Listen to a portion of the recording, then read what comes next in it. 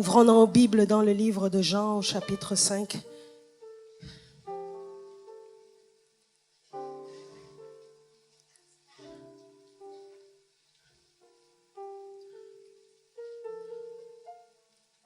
Pour lire ce texte des Écritures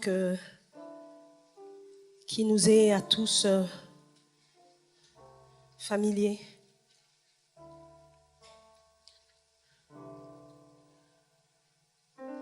Il s'agit de l'histoire de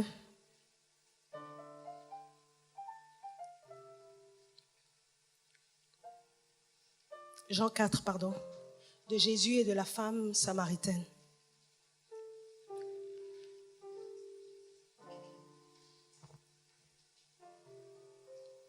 À partir du verset 3, je lis la parole de Dieu. Alors il quitta la Judée et retourna en Galilée, comme il fallait qu'il passât par la Samarie. Il arriva dans une ville de Samarie nommée Sichar, près du champ que Jacob avait donné à Joseph son fils. Là se trouvait le puits de Jacob. Fatigué du voyage, il était assis au bord du puits. C'était environ la 6e heure. Une femme de Samarie vint puiser de l'eau. Jésus lui dit, « Donne-moi à boire. » Car ses disciples étaient allés à la ville pour acheter des vivres. La femme samaritaine lui dit, « Comment toi qui es juif me demandes-tu à boire, à moi qui suis une femme samaritaine ?» Les Juifs, en effet, n'ont pas de relation avec les Samaritains. Jésus lui répondit, « Si tu connaissais le don de Dieu, et qui est celui qui te dit, donne-moi à boire, tu lui aurais toi-même demandé à boire, et il t'aurait donné de l'eau vive. »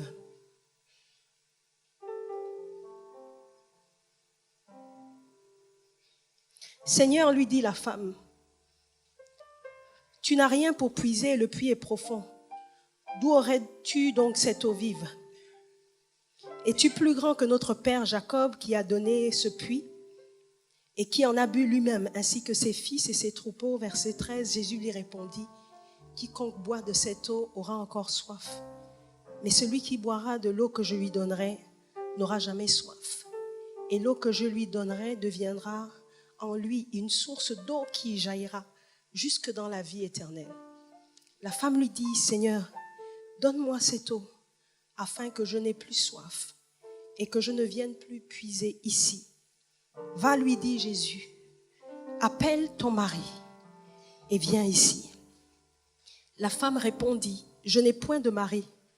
Jésus lui dit, tu as raison de dire, je n'ai point de mari, car tu as eu 5 maris, et celui que tu as maintenant n'est pas ton mari. En cela, tu dis vrai. Seigneur, lui dit la femme, je vois que tu es prophète. Nos pères ont adoré sur cette montagne, et vous dites, vous, que le lieu où il faut adorer est à Jérusalem. Femme, lui dit Jésus, crois-moi, l'heure vient où ce ne sera ni sur cette montagne, ni à Jérusalem que vous allez adorer le Père. Vous adorez ce que vous ne connaissez pas. Nous adorons ce que nous connaissons, car le salut vient des Juifs. Mais l'heure vient, elle est déjà venue, où les vrais adorateurs adoreront le Père en esprit et en vérité. Car ce sont là les adorateurs que le Père demande. Dieu est esprit, et il faut que ceux qui l'adorent en esprit et en vérité. La femme lui dit, je sais que le Messie doit venir, celui qu'on appelle Christ. Quand il sera venu, il nous annoncera toutes choses. Jésus lui dit, je le suis, moi qui te parle. Là-dessus arrivèrent ses disciples, qui furent étonnés de ce qu'il parlait à une femme. Toutefois, aucun ne dit, que demandes-tu ou de quoi parles-tu avec elle? Alors la femme ayant laissé sa cruche s'en alla dans la ville et dit aux gens, venez voir un homme qui m'a dit tout ce que j'ai fait. Ne serait-ce point le Christ? Ils sortirent de la ville et ils vinrent vers lui. Pendant ce temps, les disciples le pressaient de manger, disant, Rabbi, mange. Mais il leur dit, j'ai à manger une nourriture que vous ne connaissez pas. Les disciples se disaient donc les uns aux autres, quelqu'un lui aurait-il apporté à manger? Jésus lui dit, ma nourriture est de faire la volonté de celui qui m'a envoyé et d'accomplir son œuvre. Je vous ai envoyé, verset 38, moissonnez ce que vous n'avez pas travaillé. D'autres ont travaillé et vous êtes entrés dans le travail. Verset 39, plusieurs Samaritains de cette ville crurent en Jésus à cause de cette déclaration formelle de la femme. Il m'a dit tout ce que j'ai fait. Aussi, quand les Samaritains vinrent le trouver, ils le prièrent de rester auprès d'eux. Et il resta là 2 jours. Un beaucoup plus grand nombre crurent à cause de cette parole. Et je termine par le verset 42. Et il disait à la femme, ce n'est plus à cause de toi ce que tu as dit que nous croyons, car nous l'avons entendu nous-mêmes. Et nous savons qu'il est vraiment le sauveur du monde. Amen.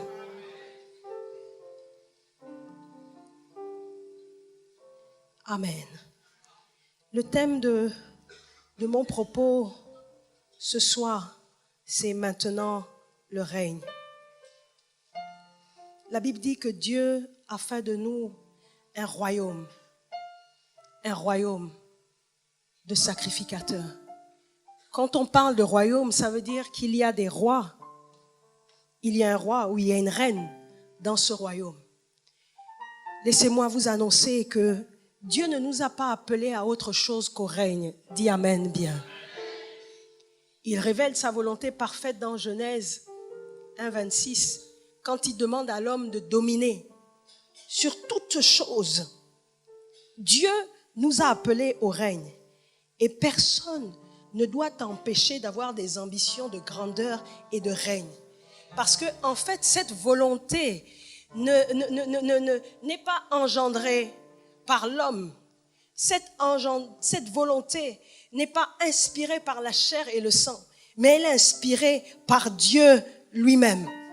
Il y a des aspirations qui sont les tiennes, qui, lorsqu'on te donne quelque chose qui n'est pas au niveau de cette aspiration, tu sens juste à l'intérieur de toi que ce n'est pas ça. Il y a quelque chose qui te fait dire il y a bien plus.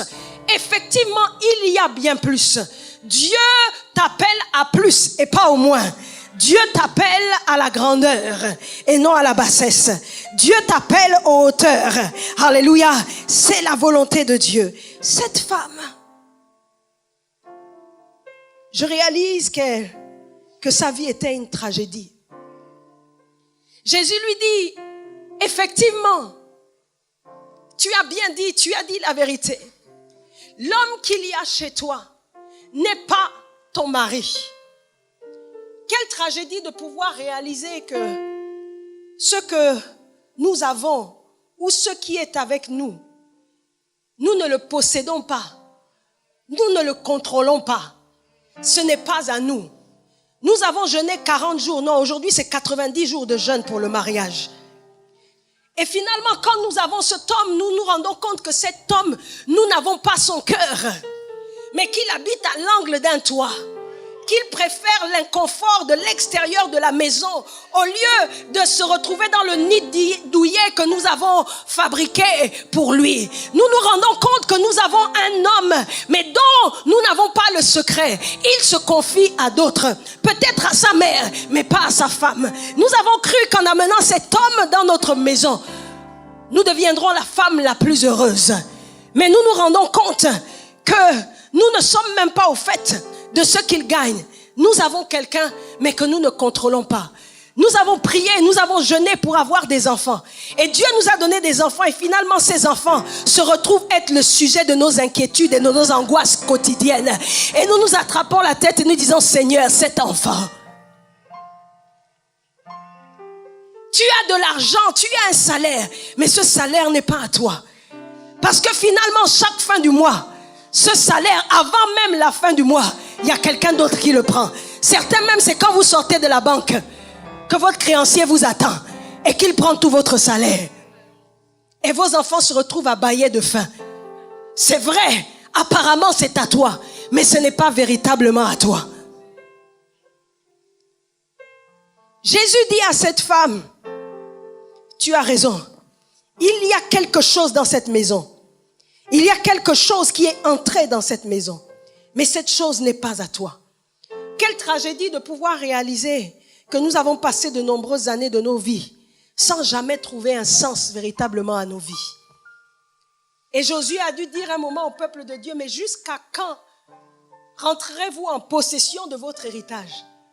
On peut effectivement avoir un héritage dont on ne jouit pas. Faire quelque chose. Parce que tu n'es pas venu sur terre pour souffrir, pour accompagner les gens. Tu n'es pas venu pour être la fille d'honneur, la demoiselle d'honneur, la dame de compagnie, jusqu'au 50e mariage. Tu n'es pas venu simplement pour soulever le trône de quelqu'un. Mais laisse-moi te dire que Dieu t'a préparé ton trône. Tu es une reine et tu dois te lever dans cette disposition. Tu dois te lever dans ton statut de reine et commencer à régner. Il y a quelqu'un qui doit arracher sa couronne à quelqu'un. J'aimerais dire à une femme, si tu n'aimes pas ta vie, change-la. Si tu vis une vie d'esclave, change-la pour vivre une vie de reine. Il va falloir qu'une femme se lève aujourd'hui. La femme samaritaine s'est levée et elle a commencé à marcher en direction du puits. Et à ce puits, elle a trouvé Jésus. Je dis que pour que quelque chose commence à changer dans ta vie, il va falloir non seulement que tu te lèves, mais ensuite que tu commences à marcher. Que tu commences à marcher dans la direction de ce que tu penses, de la chose, de la personne ou du lieu où tu penses pouvoir trouver la solution à ta soif. L'eau qui va étancher ta soif. Quels que soient les coups que tu as reçus, j'aimerais dire à une femme, relève-toi. Lamentation 3, il se tiendra, il mordra la poussière sans perdre toute espérance. Après avoir mordu la poussière, il faudra te lever et marcher à nouveau. Sache que Jésus n'est pas venu simplement pour te donner des bénédictions, mais il est venu pour t'apprendre à marcher quand bien même tu portes une croix.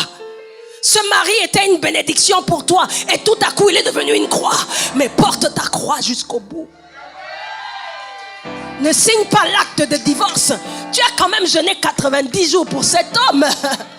Souvent, ce qui est une bénédiction pour nous est à double tranchant. Ça devient une croix parce que Dieu veut voir si nous vivons pour cette bénédiction ou si nous vivons réellement pour lui. Le travail que Dieu t'a donné va devenir une croix. Mais malgré le fait que ça devienne une croix, continue à marcher. Parce que quand bien même Jésus portait sa croix, il n'a pas cessé de marcher. Même si tu marches en boitant, ma sœur, marche. Il vaut mieux mourir dans la dignité d'avoir continué à marcher jusqu'au bout que de mourir dans la disgrâce d'avoir abandonné. On n'abandonne pas parce qu'on souffre, mais on abandonne quand on a atteint l'objectif.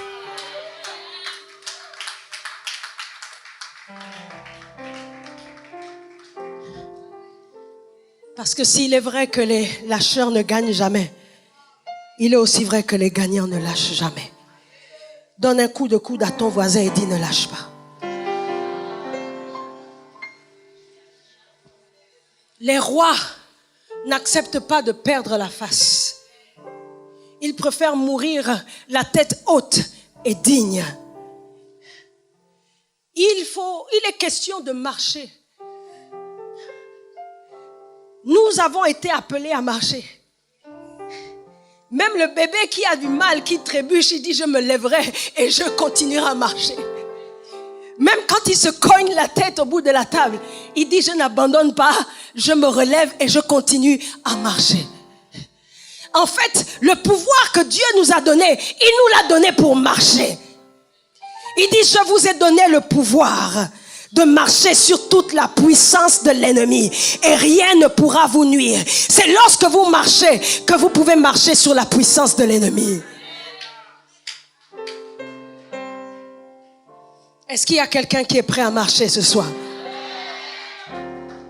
Je dis peu importe ce que tu vis, tu dois toujours marcher. Tes ennemis ont cru que leur critique allait arrêter ta marche. Mais en fait, ils n'ont fait que changer ta démarche.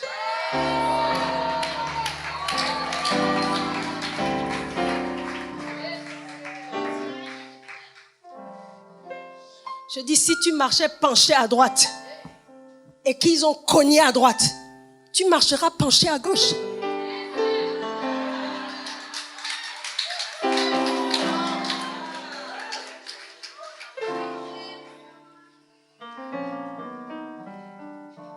Ils ne savaient pas qu'en te cognant, ils rendaient ton front plus dur. Ils ne savaient pas qu'en te critiquant, ils faisaient ta popularité et ta publicité. Bénis tes ennemis parce qu'ils te rendent populaire. Dieu nous a appelés à marcher. Voilà pourquoi nous devons toujours tenir debout. Et lorsque cette femme s'est levée une fois de plus, ce matin-là, ce n'était pas une fois de trop. Parce que voyez-vous, dans la vie, il y a des coutumes auxquelles il ne faut jamais déroger, avec lesquelles il ne faut jamais rompre. C'est ce que j'appelle la loi de la routine. Jésus, il y a des musts dans la vie, quel que soit ce que vous vivez. 3 choses doivent demeurer. Même si ces choses vous paraissent être redondantes. La foi, l'espérance et l'amour. Vous ne devez pas cesser d'aimer. Vous ne devez pas cesser d'espérer. Vous ne devez pas cesser de croire. Alléluia. Vous ne devez pas cesser d'aller à l'église. Jésus, même si au temple, il était incompris et critiqué, la Bible dit que tous les jours, il se rendait au temple. Lorsqu'une bicyclette, vous cessez de faire ce même mouvement routinier, monotone, qui est de pédaler, pédaler, pédaler encore. Lorsque vous cessez de pédaler, vous mettez la bicyclette en déséquilibre. Il y a des choses dont vous ne mesurez pas tout de suite le bienfait, les effets. Mais si vous cessez de les faire, vous allez vous rendre compte que vous vous déstabilisez. La femme samaritaine a continué à marcher, à pratiquer le même geste. Elle puiser chaque matin. Elle avait puisé de l'eau pour le premier mari. Le premier mari s'en était allé. Elle a puisé de l'eau pour le deuxième mari. Le deuxième mari s'en est allé. Oh, est-ce que je parle à des ladies ce soir? Quel que soit qui te quitte, reste toujours dans les bonnes habitudes, dans les bonnes manières, dans la bonne façon de parler, dans la bonne façon de te comporter. Qu'un homme ne te change pas. Qu'il ne change pas ton cœur. Garde ton cœur plus que toute autre chose. Car de lui viennent les sources de la vie. Ne permets pas que tes eaux deviennent amères. C'est la Vierge qui verra Jésus. Ce sont les 10 vierges qui devaient voir Jésus. Reste vierge. Oh, aide-moi à dire à une sœur, reste vierge. Quels que soient les coups qu'on t'a portés, reste vierge. Jésus a dit sur cette montagne, dans une de ses béatitudes, heureux ceux qui ont le cœur vierge, le cœur pur, car ils verront Dieu.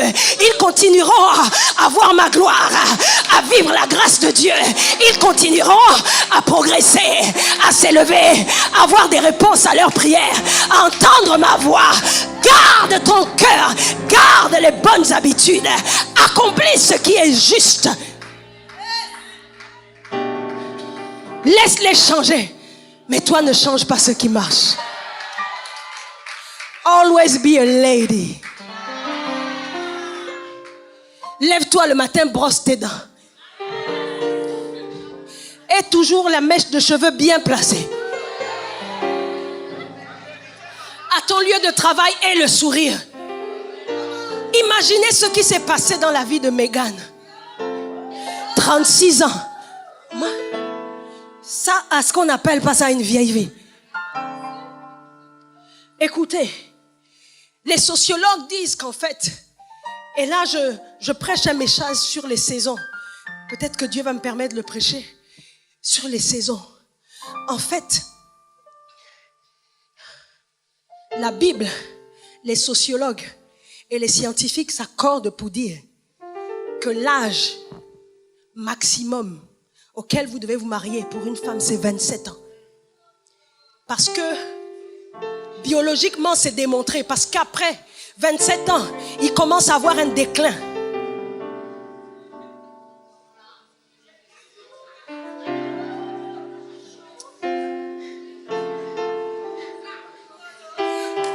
Je n'ai pas le temps de tout démontrer ici.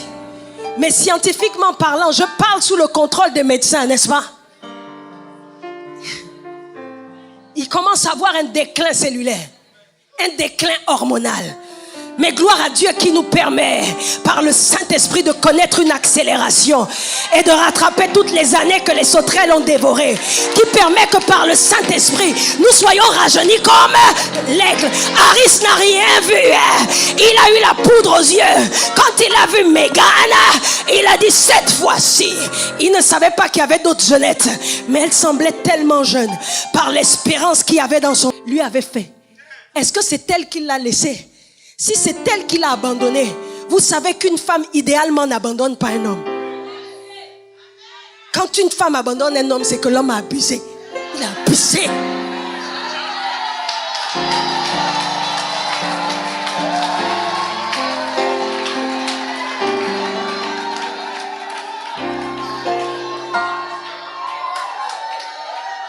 C'est qu'il a abusé.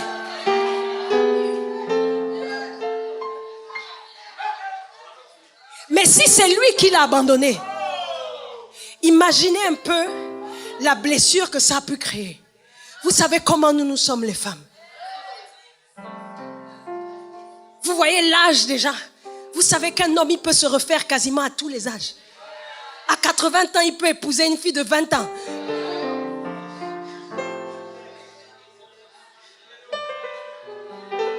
Et parce que nous sommes une boule d'émotions, on dit que les femmes, c'est 10% de raison et 10% de raison et 90% d'émotions.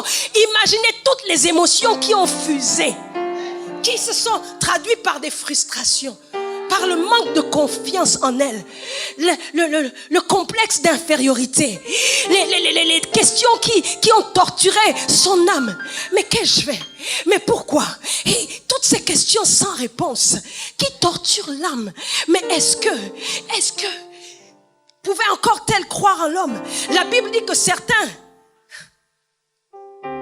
sont des eunuques de naissance. Mais laissez-moi vous dire que ça n'atteint même pas 5%. Je suis même gentil. Très peu de gens sont eunuques de naissance. Un eunuque, c'est celui qui se tenait aux côtés de la reine et qui était castré. C'était pour annihiler totalement le risque de la tentation de... On aurait dû castrer la femme de Potiphar. Je ne sais pas comment on aurait appelé ça. Une eunuquesse.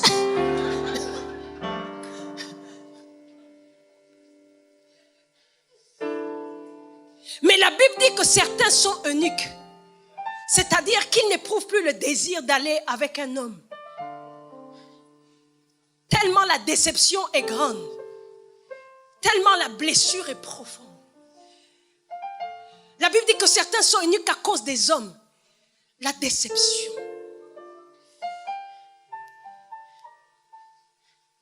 La trahison. Qui les a violés? Qui les a humiliés? Qui les a abusés, ces femmes? Mégane s'est certainement retrouvée dans cet état émotionnel où on pouvait la ramasser à la petite cuillère. Mais à un moment, elle a dû se relever en elle-même en se disant, ce n'est pas fini. Ce n'est pas fini. Et elle a dû entendre quelque chose. Elle a dû rencontrer quelqu'un. Elle a dû voir quelque chose qui l'a relevée de l'intérieur. Et parce qu'elle était relevée de l'intérieur, elle a pu se lever physiquement. Et croire qu'elle pouvait encore sortir. Et en sortant, ce soir-là, elle a rencontré l'ami de l'ami de l'ami de l'ami de l'ami d'Harry.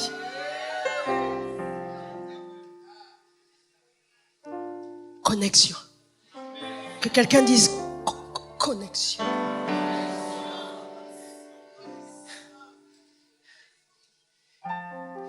Jésus a dit, il faut que je passe par là. La Bible dit, il fallait que Jésus passât par là.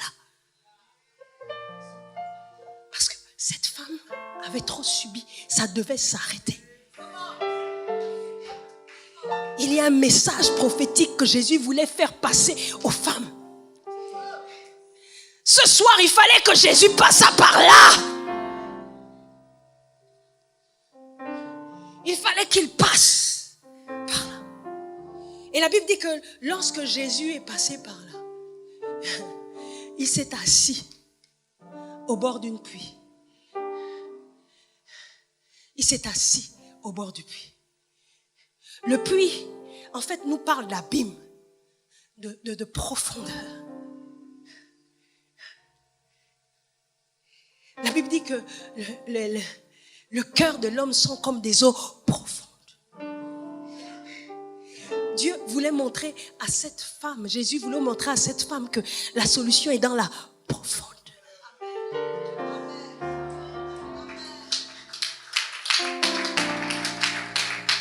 Ce n'était pas le fait d'être connecté à un homme dans la profondeur de ce qu'elle avait à l'intérieur d'elle. Il y avait quelque chose à l'intérieur d'elle qu'elle méconnaissait.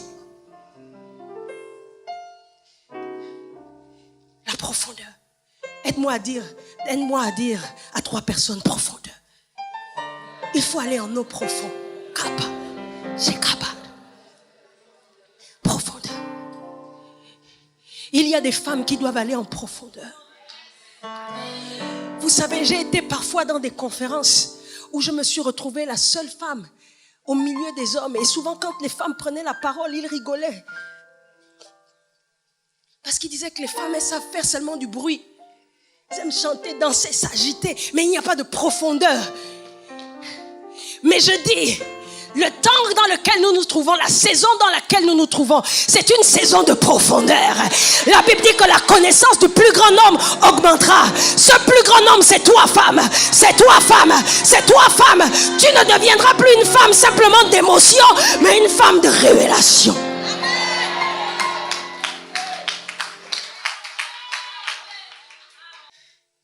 Je salue des femmes comme la révérende As. Quand je me suis convertie, elle était déjà là. C'est ma grande sœur. Je salue des femmes comme la prophétesse Sylvie. À l'époque, c'était nos mamans à Béthanie. Mais parmi les premières femmes qui ont commencé à servir Dieu à plein temps ici dans cette nation. Qui ont brisé la glace. Mais nous avons fait du chemin. CRN, nous avons fait du chemin. Je ne suis pas seule, mais les messagères de bonnes nouvelles sont une armée nombreuse. Je vois des femmes se lever avec la révélation. Je vois des femmes cracher le feu de la révélation. Je vois la francophonie, les femmes francophones se lever avec la parole. Non plus, ce ne sera plus un temps où parce qu'on veut être léger, on s'appelle évangéliste, prophète. Mais très peu de femmes dans le ministère, on les appelle des docteurs parce que c'est difficile d'être docteur. C'est quand tu ouvres là, il faut vraiment disséquer la parole. Mais il nous faut des femmes quand elles se lèvent dans le ministère. Docteur. C'est pas on a dit. Elle libère même la quintessence de... Vous m'avez compris.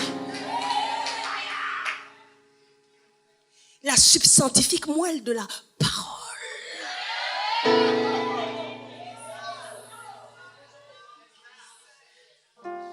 Oh my God. C'est déjà là. Une génération puissante. Aujourd'hui, si ces femmes sont là, levez la main. Take it! Yeah! Yeah!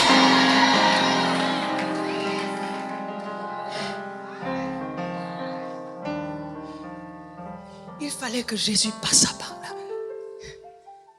Je crois en vous. Je crois en toi. Je crois. Oh, mais tu as peur. J'ai rien fait. J'ai pas encore péché depuis le matin. Blanche comme neige, même si je suis habillée en rouge. Mais c'est parce que le sang, ça rend blanc. Comme le...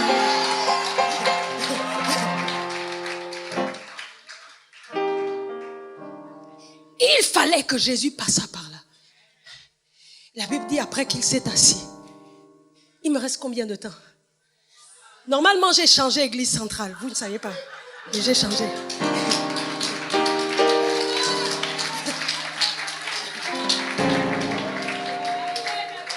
Sauf que sans mes lunettes, je ne vois pas bien. Mais les lunettes, ça me gêne encore. C'est tout nouveau. C'est un nouveau départ, vous comprenez? Dans un nouveau départ, on n'est pas loin de la ligne d'arrivée, mais on n'est pas encore à la ligne. On n'est pas loin de la ligne de départ, mais on n'est pas encore à la ligne d'arrivée. C'est une situation un peu inconfortable. Il me reste combien de temps?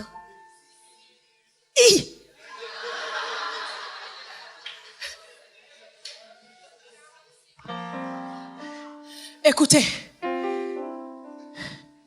je vais essayer. Est-ce qu'il y a des supporters ici? Il faut que j'arrive que je batte les records. Usain Bolt en féminin.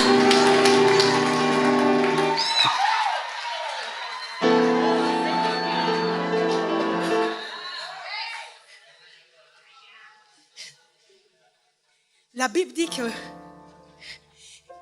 Jésus non seulement voulait faire entrer la femme dans la profondeur, mais la Bible dit aussi que il s'est assis.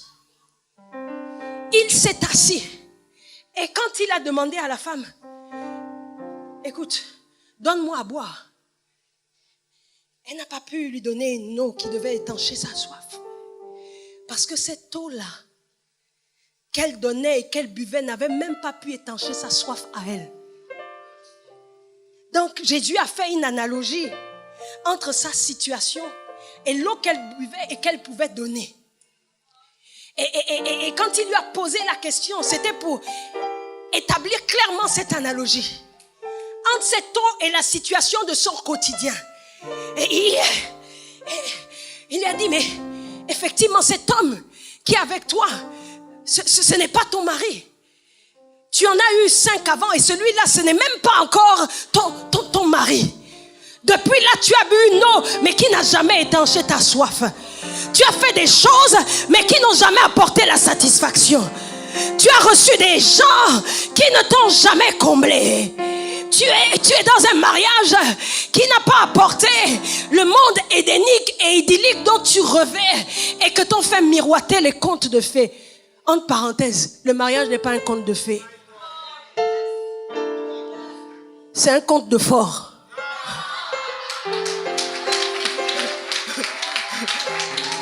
Il faut être musclé.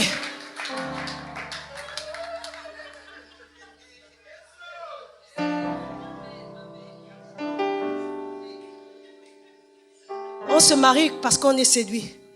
Mais on reste marié parce qu'on est fort.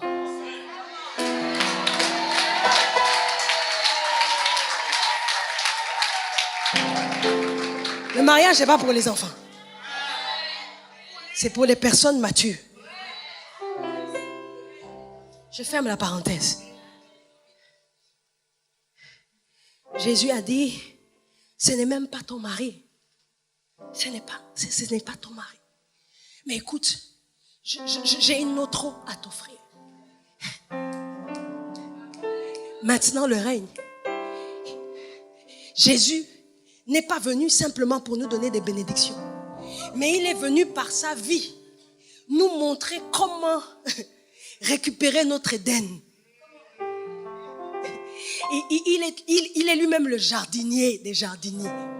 Souvenez-vous, lorsque ces femmes sont allées à la tombe, elles ont confondu Jésus à un jardinier. Parce que notre Dieu sait cultiver.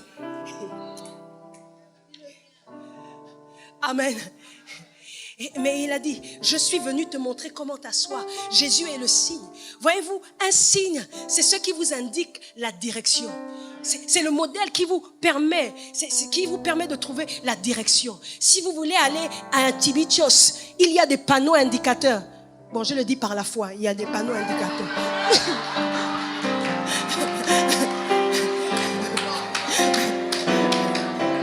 Rabbi, nous avons la foi, nous les femmes.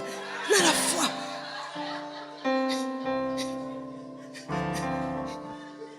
Il y a des panneaux indicateurs.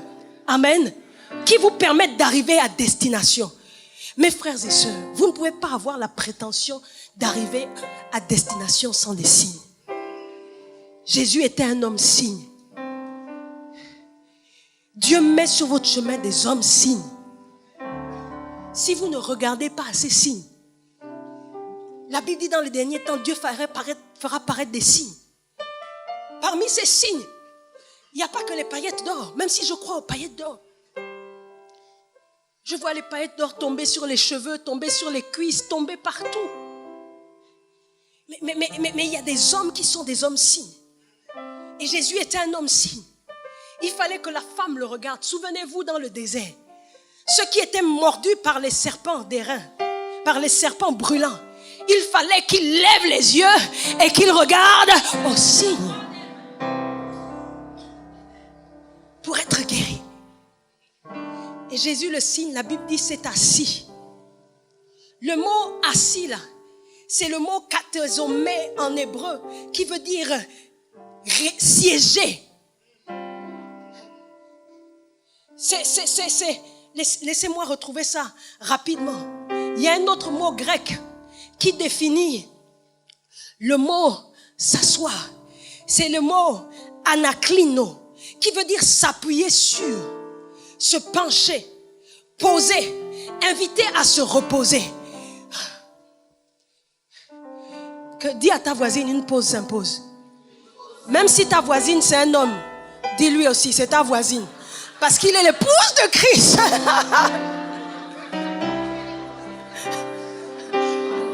Il est l'épouse.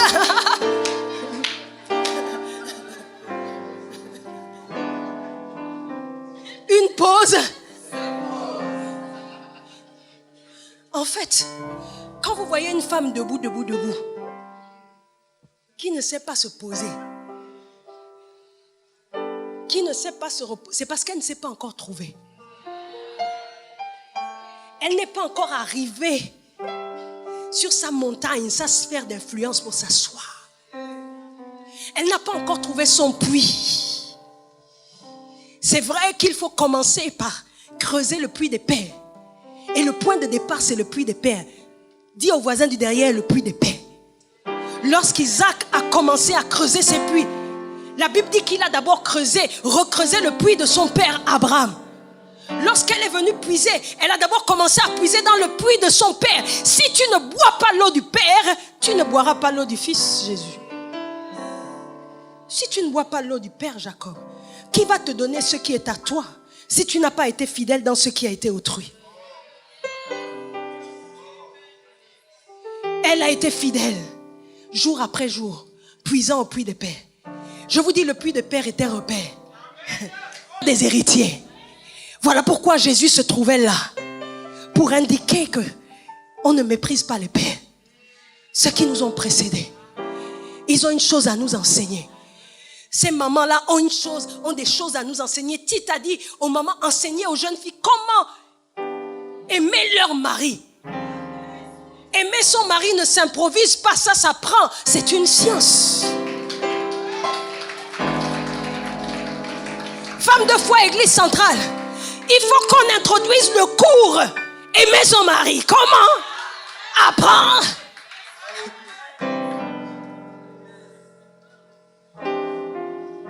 Amen. Le puits. Il y a des femmes qui sont debout, qui ne sont pas stables jusqu'aujourd'hui, parce qu'elles n'ont pas trouvé d'abord le puits de leur père. Et quand au puits du Père est venu le Fils nous parle de la nouvelle alliance, le nouveau départ, la nouvelle dimension que Dieu aimerait te donner. Le point de départ, c'est le Père. Mais il y a une suite. Il y a un nouveau départ à prendre. Et cette femme n'était pas stable parce que elle ne savait pas s'asseoir.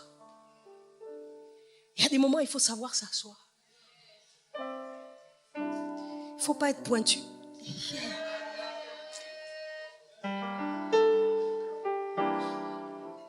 Quand on est pointu, c'est parce qu'on ne s'est pas retrouvé.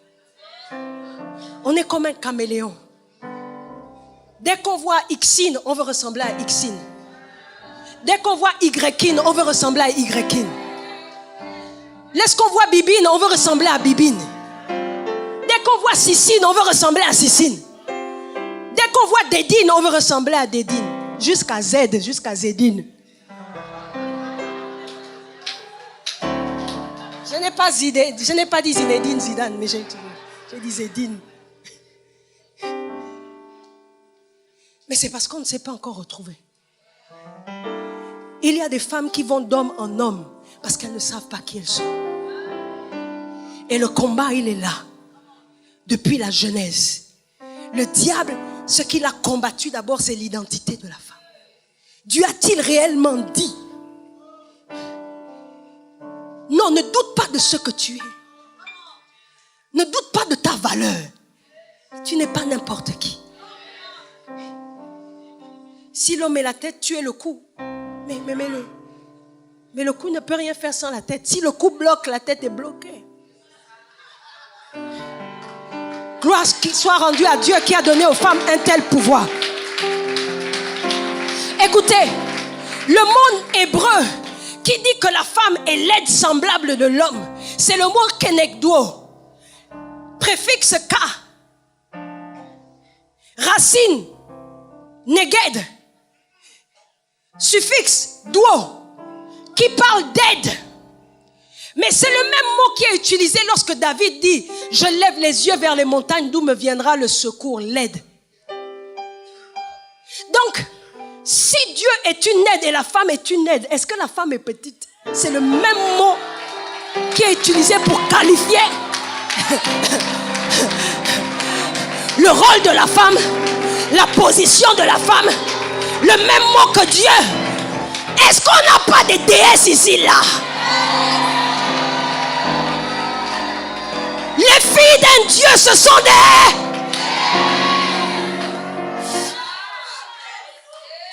Oh, je sens l'onction descendre sur moi. I feel it in my bones. Je le sens dans mes os. Dans les derniers temps, je répandrai mon esprit sur toute chair. Vos fils et vos filles prophétiseront. Elles seront capables d'entendre ma voix et de retransmettre ma voix. Elles seront mes porte-paroles. S'il y a quelqu'un qui sera rempli là, c'est toi. C'est toi, c'est toi. En tout cas, c'est toi. C'est toi, c'est toi. En tout cas, c'est toi. C'est toi, en tout cas. C'est toi, en tout cas. Que Dieu est en train de briser les interdits. Le mot aniklo parle aussi, veut dire aussi à ton tour. J'aimerais dire à la femme francophone ici que c'est ton tour. C'est ton tour de régner. C'est ton tour de t'asseoir. Tu ne dois plus déambuler. Dieu veut te stabiliser. Dieu veut te planter. Dieu veut te faire asseoir. Écoutez, emmenez-moi une chaise. Lorsqu'on positionne quelqu'un, lorsqu'on nomme quelqu'un, la première chose avant qu'il prenne ses fonctions, qu'est-ce qu'on fait? On le fait asseoir. C'est quand on est assis, qu'on est posé, qu'on peut mieux réfléchir. Le centenier a dit Jésus, non Jésus, ne va pas à gauche et à droite, ne te déplace pas. Reste là où tu es posé. Parce que tu règnes. Tu as le pouvoir, tu as l'autorité, tu n'as pas besoin de te déplacer. Là où tu es, tu peux ordonner et la chose arrive. Tu peux ordonner et la chose arrive. Ma soeur, tu peux ordonner et la chose arrive. Est-ce que je parle à des ladies ici? Je dis tu peux ordonner et la chose. Tu peux ordonner sans parler. Ne parle pas trop parce que tu vas les faire fuir. Tu vas le faire fuir. Vaut mieux habiter à l'angle d'un toit que d'habiter dans la maison d'une femme querelleuse. Ne sois pas querelleuse. Tu peux la fermer. Oh. et puis faire que les choses arrivent. Car la femme vertueuse, elle pense à un champ et il y a des moments quand tu es en conflit avec ton mari, ne parle plus, tais-toi, mais commence à penser, commence à réfléchir, commence à imaginer, commence à créer dans ton esprit. Elle pense à un champ depuis sa chaise. Supervision. Elle voit les choses venir de loin. Cet associé-là, je le lis au nom de Jésus. Il invite aussi quelqu'un. Donc imaginez la logistique. Et Marthe savait que là, elle devait se bouger. La Bible dit qu'elle courait dans tous les sens. Mais le mot qui parle de Marthe agitée, ce n'était pas vraiment le fait qu'elle était occupée, mais c'est le fait qu'elle était angoissée. Manque de foi, Rabbi. Manque de confiance. Quand vous avez confiance, vous ne vous agitez pas. Quand vous avez confiance en Dieu, vous ne vous agitez pas.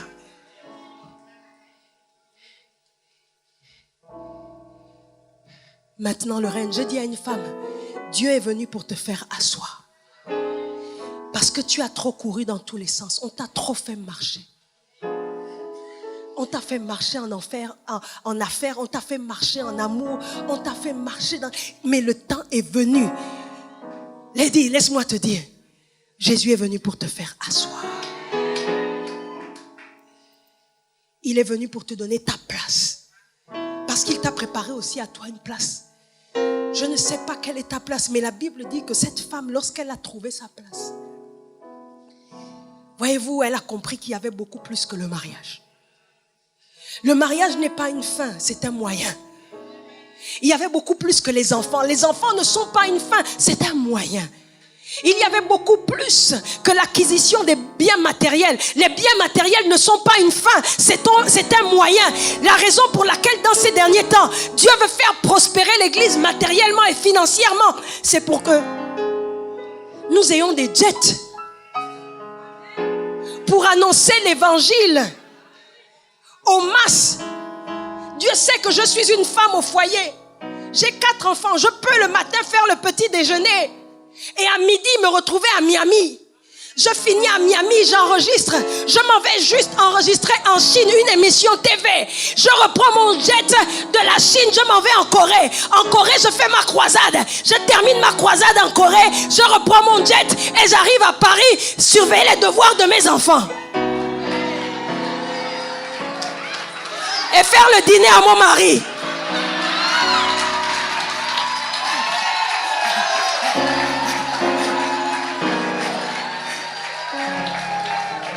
Parce que Dieu ne veut pas simplement que nous soyons efficaces, il veut que nous soyons efficients.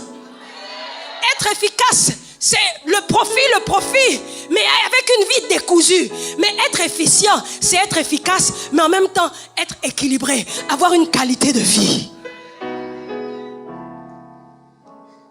Et c'est la raison pour laquelle Dieu veut nous enrichir. Mais il y a beaucoup plus. Prêcher l'évangile. C'est quand cette femme a compris la raison au-dessus de la raison, qu'elle s'est stabilisée, qu'elle a commencé à régner. Au départ, au nouveau départ, elle n'arrivait même pas à maîtriser un homme. Mais à la ligne d'arrivée du nouveau départ, elle gérait tous les hommes de la ville. Tous les hommes de la ville l'ont écoutée. Tous les hommes de la ville ont suivi la direction qu'elle a indiquée vers Jésus. Ils sont tous venus. Ils ont dit, mais au départ, on parlait de toi en disant c'est à cause de toi. Toujours toi. Quand on parle d'une histoire, d'une querelle, ton nom est toujours dedans. Jamais là où il y a les solutions. Que c'est grâce à toi. C'est toujours à cause de toi. Mais à la fin, ce n'était plus à cause d'elle que les hommes quittaient la maison. Mais c'était grâce à elle que les gens rentraient dans la grande maison.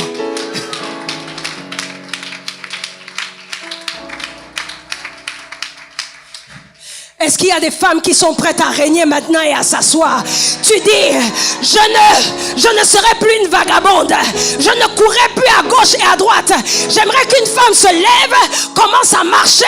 Je compte jusqu'à 3. Lève-toi. Comme la femme samaritaine. Commence à marcher dans la direction que tu veux.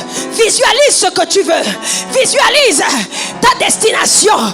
Et j'aimerais maintenant, au compte de 3, que tu t'assieds prophétiquement sur le siège de ton règne en criant yeah, parce que tu as gagné, parce que tu as trouvé ta place, parce que tu es stabilisé. Est-ce qu'il y a des femmes qui sont avec moi? 1, 2, 3, assieds-toi.